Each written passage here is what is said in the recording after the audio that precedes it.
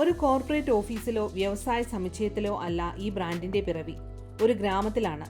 സ്വാതന്ത്ര്യ സമരത്തിൽ നിന്നും പ്രചോദനം ഉൾക്കൊണ്ട് സാധാരണക്കാരെ ചൂഷണം ചെയ്യുന്നതിനെതിരെ നടത്തിയ പ്രക്ഷോഭമാണ് അമൂൽ എന്ന ബ്രാൻഡിന് തുടക്കമായത്. പാലായിരുന്നു ഈ പ്രതിഷേധത്തിന്റെ പ്രതീകം.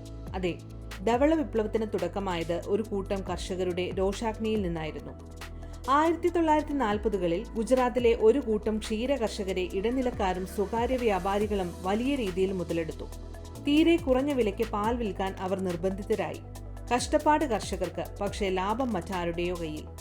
1946ൽ ആനന്ദിലെ കർഷകർ ഇനി ഇത് അനുവദിക്കാനാകില്ലെന്ന് തീരുമാനിച്ചു. അവർ ഒരു സഹകരണ സംഘം രൂപീകരിച്ചു. എല്ലാ കർഷകരും അതിൽ ഉടമകളായി മാറി. ലാഭം നേരിട്ട് കർഷകരുടെ കയ്യിലേക്ക് എത്താൻ തുടങ്ങി. പിന്നീട് ആ പ്രതിഷേധം അമൂൽ ആനന്ദ് ക്ഷീരസംഘം ലിമിറ്റഡായി വളർന്നു.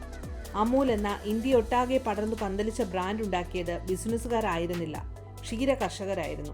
വർഗീസ് കുര്യനെ പോലെയുള്ള ദാർശനികർക്ക് കീഴിൽ അമൂൽ രാജ്യത്തെ ധവള വിപ്ലവത്തിന് തുടക്കമിട്ടു. ലോകത്തിലെ തന്നെ ഏറ്റവും വലിയ ക്ഷീരോത്പാദക രാജ്യമായി ഇന്ത്യ വളർന്നു. ഗ്രാമങ്ങളിലുടനീളം അവരുടെ ശൃംഖല രൂപീകൃതമായി. ദശലക്ഷക്കണക്കിന് കർഷകർക്ക് ക്ഷീരോത്പാദനത്തിലൂടെ മികച്ച വരുമാനം ലഭിച്ചു തുടങ്ങി.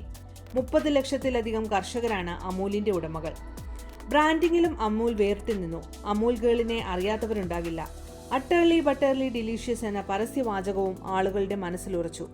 അമൂൽ കേവലം ഒരു ബ്രാൻഡല്ല, അതൊരു മുന്നേറ്റമായിരുന്നു. വളർച്ച പങ്കിടുമ്പോഴാണ് ശരിയായ സമ്പത്ത് സൃഷ്ടിക്കുക എന്നതിന്റെ ഉദാഹരണമായിരുന്നു. ലാഭവും സമൂഹവും ഒന്നിച്ചു വളരുമെന്ന തിരിച്ചറിവായിരുന്നു.